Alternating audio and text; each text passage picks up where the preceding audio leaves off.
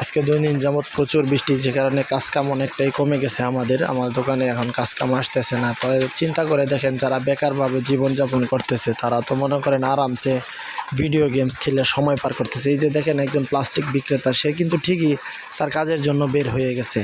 তো বৃষ্টিটা অনেকক্ষণ ধরে অনেক পড়তেছিল, তো এখন অনেকটাই কমছে, তারপরেও জানি না আবার শুরু হবে যা বুঝতেছি। তো আমাদের কাজকাম অনেকটাই কমে গেছে বুঝছেন, কারণ আমরা তো কাজ করে খাই, আমাদের সংসার আদি কাজ করে ছাড়া চলে না। আমরা তো আর আজাইরা মনে করেন বৈশা সময় নষ্ট করার মতো সময় নেই যে ভিডিও গেমস খেলবো। অনেকেই আছে ভিডিও গেমস খেললে সারা দিন পার করে দেয়, কারণ তারা হয়তো বাবা মায়ের ইনকাম করা টাকা, উপার্জিত টাকা দিয়ে তারা সংসার চালাইতে পারে, তাই তারা গেমস খেললেই সময়টা নষ্ট করে। আসলে এইভাবে সময় নষ্ট করলে ভবিষ্যতে হয়তো তারা পস্তাবে যে কী ভুলগুলো করছে, সেই ভুলের মাসুল দিতে দিতেই জীবন শেষ হয়ে যাবে।